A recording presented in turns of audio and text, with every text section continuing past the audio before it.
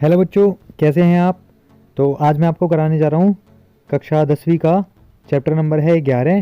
पहले ये 12 हुआ करता था, अब की बार सिलेबस में 11वें नंबर पे है और इसका नाम है विद्युत यानी इलेक्ट्रिसिटी। तो शुरू करते हैं। विद्युत आवेश, जिसको क्यू बोलते हैं, क्यू मतलब चार्ज। देखो, विद्युत आवेश जो होता है उसको क्यू से डिफाइन करते हैं, उसको बोलते हैं चार्ज। तो विद्युत आवेश जो है वो पदार्थ का एक गुण होता है, मतलब पदार्थ का वो क्या है, एक गुण है जिसके कारण वह विद्युत व चुंबकीय प्रभाव उत्पन्न या अनुभव कराता है। या तो वो उत्पन्न कराता है या वो अनुभव कराता है। जहाँ पर जो आवेश है यानी क्यू जो है वो है एन ई। ई मतलब होता है एक इलेक्ट्रॉन पर चार्ज, और जो टोटल चार्ज होता है वो डिपेंड करता है कि नंबर कितने इलेक्ट्रॉन्स के। तो जहाँ n क्या है इलेक्ट्रॉन की संख्या है और E क्या है इलेक्ट्रॉन पर आवेश है। तो Q मतलब टोटल आवेश या कुल आवेश। विद्युत आवेश का जो मात्रक होता है वो कूलाम होता है, जिसको C से डिनोट करते हैं या दर्शाते हैं। विद्युत आवेश दो प्रकार के होते हैं। जो विद्युत आवेश होते हैं वो दो प्रकार के होते हैं। पहला होता है ऋणात्मक विद्युत आवेश और दूसरा होता है धनात्मक विद्युत आवेश यानी पॉजिटिव, और ये होता है नेगेटिव। एक इलेक्ट्रॉन पर जो आवेश होता है वो 1.6 इंटू 10 की घात -19 कूलाम होता है, और ये ऋणावेश होता है, मतलब नेगेटिव के बराबर है। और अतः इलेक्ट्रॉन की जो कमी है उससे वस्तु जो होती है धनावेशित हो जाती है। मतलब इलेक्ट्रॉन अगर किसी ने किसी को दे दिया तो वो वस्तु धनावेशित हो गई, और इलेक्ट्रॉन अगर कोई ले लेता है उसको अधिकता से, जो वो क्या करता है वस्तु से ऋणावेशित हो जाता है, मतलब वो इलेक्ट्रॉन लेकर के ऋणी हो जाता है। एक प्रोटॉन पर जो आवेश होता है वो सेम होता है जितना इलेक्ट्रॉन पर होता है, वो होता है 1.6 इंटू 10 की पावर -19, जो कि धनावेश के बराबर है। आगे है विद्युत धारा, जिसको इंग्लिश में बोलते हैं करंट, CURRENT, करंट। तो किसी चालक का मतलब होता है एक तार, जो कि लोहे का, एल्यूमिनियम का, कॉपर का, किसी का भी हो सकता है। तो वो विद्युत का चालन करता है, इसलिए उसे चालक बोलते हैं। तो एक चालक में अगर विद्युत प्रवाहित की जाती है तो एक चालक में विद्युत आवेश जो है, जो उसके अंदर इलेक्ट्रॉन है उसके प्रवाह, जो विद्युत आवेश है उसके जो प्रवाह है उसकी दर अपॉन में, मतलब टाइम आएगा, कितने टाइम में वो आवेश क्या कर रहा है, प्रवाह कर रहा है, चल रहा है। तो उसी को ही विद्युत धारा कहते हैं। और शॉर्ट में बोले तो आवेश की प्रवाह की दर को विद्युत धारा कहते हैं। इसे I से प्रदर्शित करते हैं, और यदि किसी चालक में T टाइम समय है और Q आवेश है तो वो इस तरीके से दिखाई देगा, और जो Q होता है वो N होता है, जो हमने पहले टॉपिक में पढ़ा था। जहाँ पर जो N है वो चालक में प्रवाहित होने वाले इलेक्ट्रॉनों की संख्या है, कितने इलेक्ट्रॉन फ्लो कर रहे हैं, चल रहे हैं। विद्युत धारा का जो मात्रक होता है वो होता है कूलाम पर सेकेंड, क्योंकि जो कूलाम होता है वो आवेश की एक मात्रक होता है, और जो सेकंड होता है वो समय की होता है, तो वो सेकंड होता है। तो ये इसको बोलते हैं कूलाम पर सेकंड। तथा जो SI मात्रक, इसको एम्पियर, मतलब इसी चीज़ को एम्पियर से शो करते हैं। ये एम्पियर की जो है वो मात्रक है। तो एम्पियर को स्मॉल यूनिट जो यूज़ होती है वो मिली एम्पियर यूज़ होती है, जिसका मतलब होता है 10 की घात -3, और उससे भी छोटी होती है माइक्रो एम्पियर, जो होती है 10 की घात -6। किसी चालक में जो धारा है उसका जो प्रवाह होता है वो मुक्त इलेक्ट्रॉन के कारण होता है। अगर मतलब किसी चालक में इलेक्ट्रॉन फालतू के हैं, फ्री के हैं, तो वो जब फ्लो करेंगे तो ही क्या होगा, जो विद्युत धारा प्रवाहित होगी। किसी परिपथ मतलब जिस के अंदर जो विद्युत धारा प्रवाहित होती है उसको परिपथ बोलते हैं, मतलब उस रास्ते में, यानी वो एक चालक होता है। और परिपथ में जो धारा होती है उसकी जो दिशा होती है वो हमेशा धनात्मक आवेश के प्रवाह की दिशा होती है, मतलब धनात्मक की तरफ चलता है। और ये जो इलेक्ट्रॉन होता है उसके प्रवाह की विपरीत दिशा में होता है, मतलब जिस डायरेक्शन में इलेक्ट्रॉन चलता है, चार्ज चलता है, उसके अपोजिट डायरेक्शन में विद्युत धारा चलती है। आगे है एमीटर। किसी परिपथ में जो मतलब रास्ता है, यानी जो तार है, उसके अंदर जो विद्युत धारा को मापने वाला एक मीटर होता है, जिसको एमीटर बोलते हैं। उसको इस तरीके से शो कराते हैं डायग्राम में, प्लस माइनस। इसका प्रतिरोध निम्न होता है, मतलब जो ये प्रतिरोध करता है, ब्रेकर जो होता है, मतलब बिजली को जो रोकता है, वो ना के बराबर रोकता है। अब है विद्युत विभव, जिसको इंग्लिश में वोल्टेज बोलते हैं। तो एकाक धनावेश, यानी एक धनावेश को अनंत से किसी बिंदु तक लाने, मतलब एक पॉइंट से दूसरे बिंदु तक लाने में जो लगा कार्य होता है, वर्क जो होता है, उस बिंदु के विद्युत विभव कहलाता है। यानी विद्युत विभव जो होता है, कार्य करने में कितने इलेक्ट्रॉन्स या कितना चार्ज प्रवाहित हो रहा है, उसको क्या बोलते हैं, वोल्टेज बोलते हैं या फिर विद्युत विभव बोलते हैं, और इसे V से प्रदर्शित करते हैं। यदि किसी आवेश जो है वो Q को अनंत से किसी बिंदु तक लाने में W जो कार्य लग रहा है, तो उस बिंदु का जो विद्युत विभव होगा वो इस प्रकार होगा। विद्युत विभव जो होता है V, इसका मात्रक जो होता है जूल पर कूलम, क्योंकि जो वर्क होता है, कार्य होता है, उसको जूल में नापते हैं, और जो Q आवेश होता है उसको कूलम में नापते हैं। तो ये, और इसी को ही वोल्ट बोलते हैं।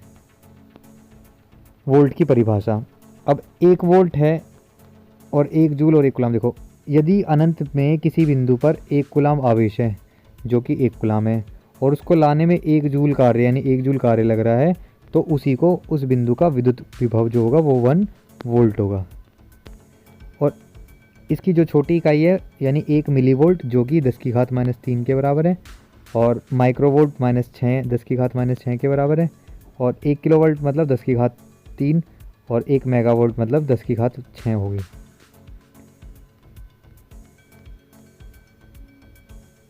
आगे है विभवांतर, यानी एक पॉइंट से दूसरे पॉइंट के बीच, एक तार में एक पॉइंट से दूसरे पॉइंट के बीच विभव में अंतर कितना है।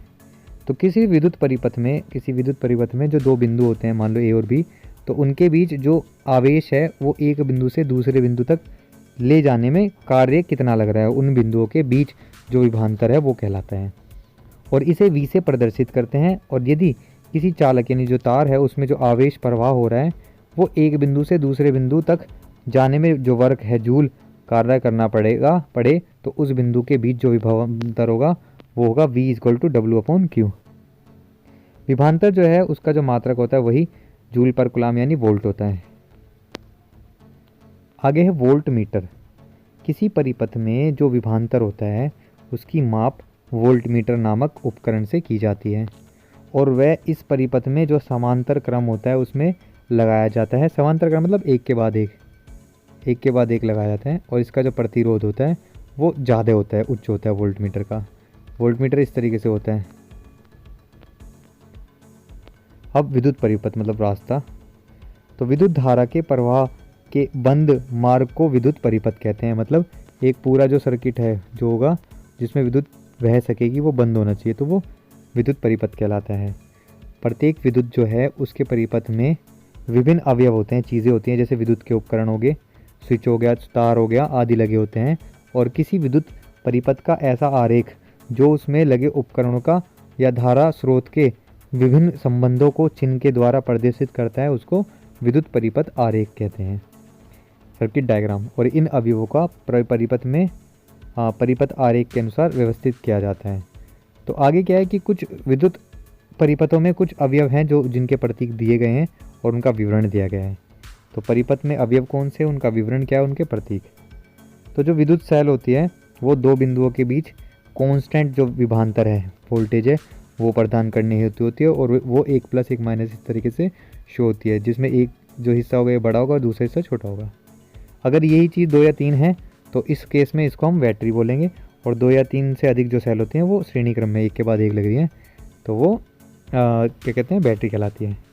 आगे है बल्ब। बल्ब से आप जानते हो इस तरीके से बल्ब को बना सकते हैं, और ये परिपथ का एक अवयव होता है।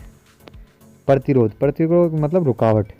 परिपथ में विद्युत धारा को नियंत्रित करना, तो उसके लिए ये यूज़ होता है जो इस तरीके से बनता है। परिवर्ती प्रतिरोध या धारक नियंत्रक एक डिवाइस होता है जिससे ना प्रतिरोध को कम या ज़्यादा किया जा सकता है, उसी को प्रतिवर्ती प्रतिरोध कहा जाता है। आगे एमीटर। एमीटर अगर ए लिखा हुआ तो एमीटर है, और वो किसको नापेगा, विद्युत धारा को मापने का काम करेगा। अगर वी लिखा हुआ है तो वोल्ट मीटर होगा, वो 2 बिंदुओं के बीच का विभवांतर को नापेगा। अगर इस तरीके से, ये क्या है, खुला परिपथ है जो कि दिखाता है कि अभी करंट फ्लो नहीं हो रहा, जो विद्युत धारा है वो प्रवाहित नहीं हो रही। और ये बंद परिपथ है, इसका मतलब जो विद्युत धारा है वो प्रवाहित हो रही है।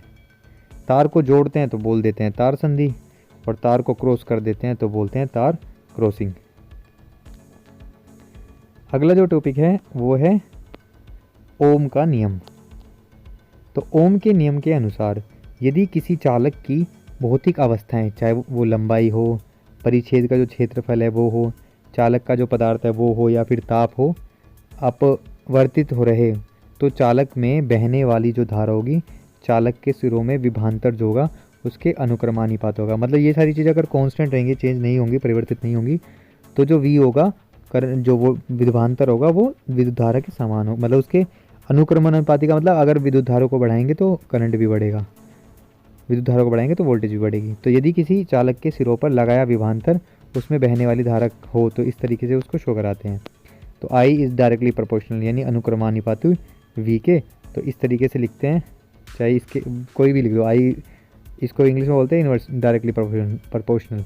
तो I is directly proportional to V या फिर V is directly proportional to I, एक ही बात है, एक को बढ़ाएंगे तो दूसरा बढ़ेगा।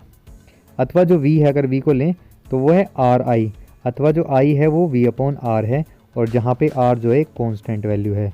यानी अगर एक परिपथ में विद्युत धारा बढ़ाएंगे तो उसका वोल्टेज जो है वो क्या रहेगा, वो भी बढ़ेगा, लेकिन एक चीज़ जो बदलेगी नहीं वो है उसका प्रतिरोध। तो जिसका मान जो होता है चालक मान के आकार, लंबाई पे अनुप्रस्थ काट के क्षेत्रफल या पदार्थ के ताप पर निर्भर करता है। तो इसे चालक का विद्युत प्रतिरोध कहते हैं। और ओम का नियम केवल धात्विक चालकों, मतलब जिनमें धातु होते हैं उन्हीं चालकों तथा मिश्रित धातु चालकों के लिए ही सत्य माना जाता है। ऐसी VI ग्राफ है वो विभवांतर और विद्युत धारा के बीच का ग्राफ होता है। और यदि विभवांतर और उसके जो संगत जो विद्युत धारा है उसके बीच अगर ग्राफ खींचा जाए तो जो ग्राफ होगा उसमें एक सरल रेखा प्राप्त होगी जो कि मूल बिंदु से जाती है। मतलब ये रहा मूल बिंदु बोलते हैं O को, यानी ओरिजिन, और वो दोनों के ही बिल्कुल सेम सीध में, यानी 90 डिग्री के एंगल पे जाएगी।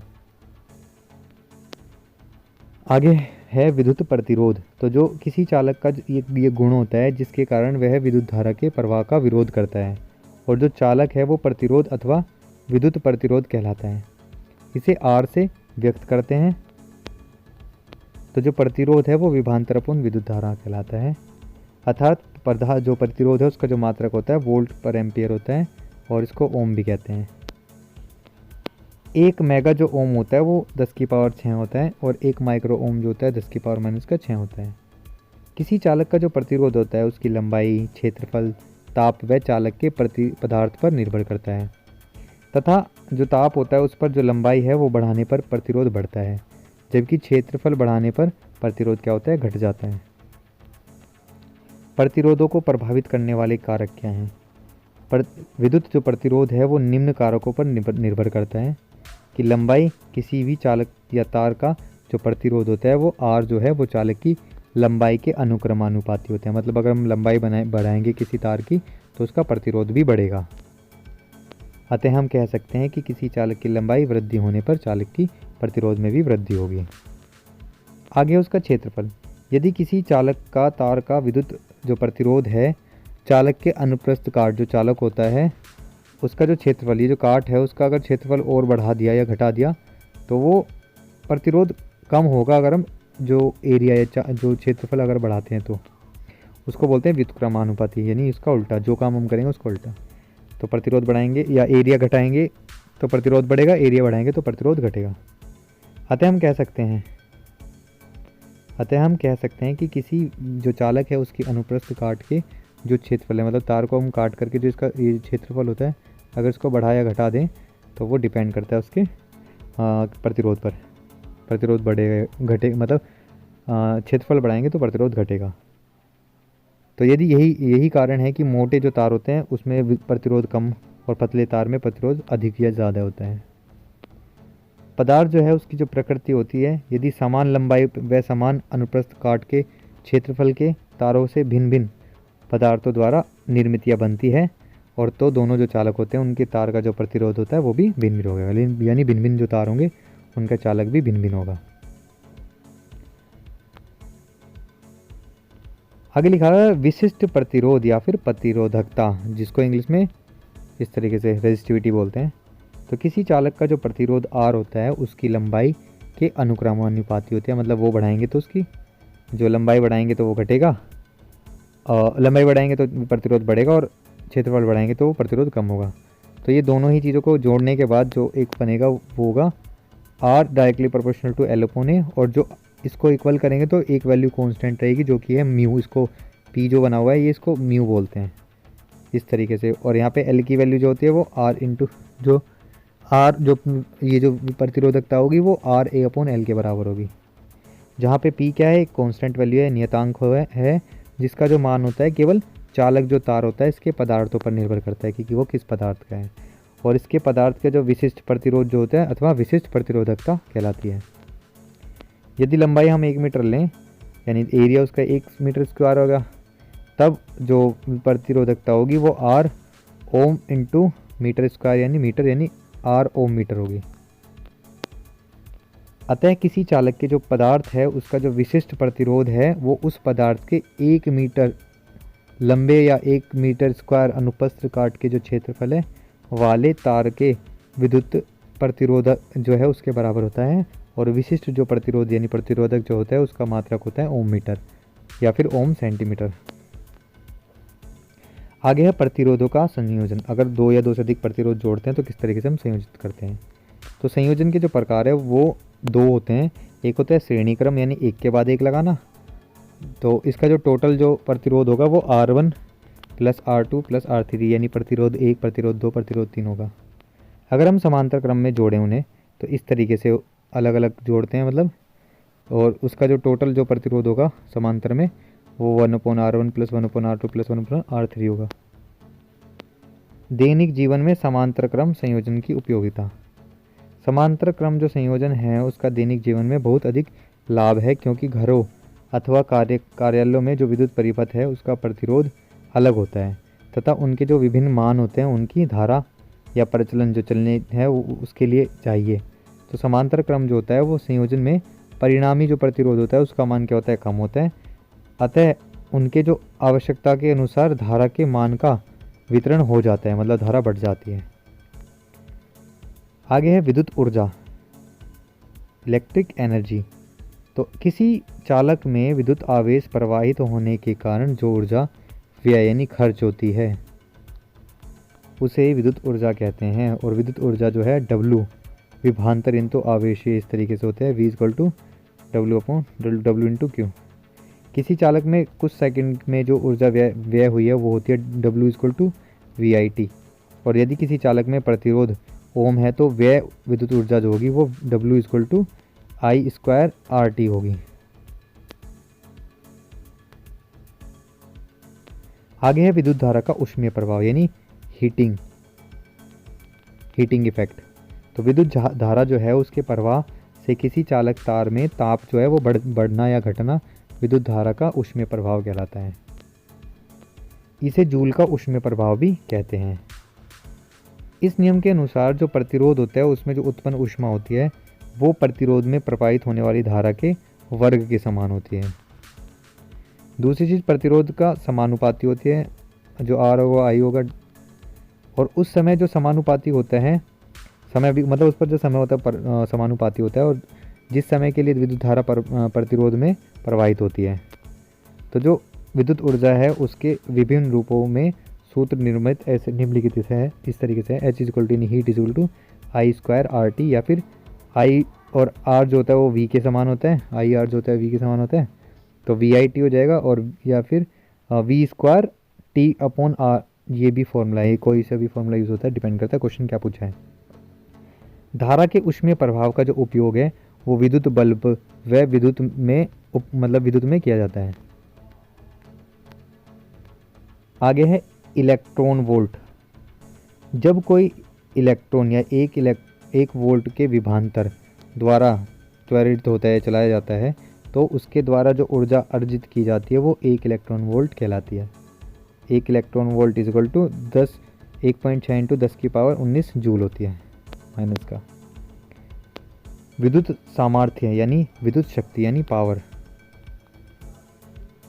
तो किसी विद्युत परिपथ में जो विद्युत ऊर्जा होती है उसके खर्च यानी व्यय से होने वाली जो दर है उसको विद्युत सामर्थ्य या पावर कहते हैं, विद्युत शक्ति कहते हैं, और इसे P से प्रदर्शित करते हैं। विद्युत जो सामर्थ्य है वो P जो है वो ऊर्जा अपॉन समय, ऊर्जा खर्च होने की जो दर होती है। यदि किसी विद्युत परिपथ में कुछ समय में जो ऊर्जा है वो खर्च हो रही है तो वो परिपथ जो है रास्ते उसकी क्या विद्युत सामर्थ्य या पावर कहलाएगी। तो P इजकल टू W/T। इसका जो मात्रक होता है जूल पर सेकंड होता है, अथवा इसको वोट में नापते हैं। और जो W/T होता है वो 1 जूल सेकंड या फिर 1 वोट कहलाता है। वोट की परिभाषा, यदि किसी विद्युत परिपथ में 1 जूल सेकंड की दर से ऊर्जा खर्च हो रही है तो उस परिपथ की विद्युत सामर्थ्य जो पावर होगी वो 1 वाट होगी। तो P इजकल टू VI, और P इजकल टू I को हम लिख सकते हैं V/R, तो V²/R हो सकता है। और जो V है उसको हम I²R लिख सकते हैं, V को IT लिख सकते हैं। तो P इजकल टू I²T। इस तरीके से अलग अलग फॉर्मूले यूज़ कर सकते हैं, डिपेंड करता है क्वेश्चन क्या पूछा जाए। 1 किलोवाट जो होता है 10⁻³ और 1 मेगावाट 10⁻6 वोट होता है। यांत्रिकी में जो सामर्थ्य है उसका मात्रक जो होता है अश्व शक्ति यानी हॉर्स पावर बोलते हैं। तो 1 हॉर्स पावर जो होती है उसमें 746 वोट होते हैं। आगे है किलोवाट घंटा, यानी 1 घंटे में कितने किलोवाट। तो किसी परिपथ में जुड़े 1 किलोवाट के जो उपकरण हैं वो 1 घंटे में कितना खर्च होने वाली विद्युत ऊर्जा होगी, तो 1 किलोवाट घंटा कहलाएगी और 1 यूनिट कहलाएगी। विद्युत किलोवाट जो है यूनिट की संख्या होती है वोट इंटू घंटे अपॉन 1000। तो वोल्ट इंटू एम्पियर इंटू घंटे अपॉन 1000 ही होगा विद्युत किलोवाट आवर। तो इसी के साथ ये चैप्टर कंप्लीट हुआ। अगर आपको कोई चीज़ ना समझ आए तो प्लीज़ कमेंट करें, और अगर ये वीडियो आपको अच्छी लगी तो प्लीज़ लाइक करें, शेयर करें, सब्सक्राइब करें, और वेट करें मेरी नेक्स्ट वीडियो को जो बहुत जल्दी आने वाली है। तब तक के लिए बाय, धन्यवाद।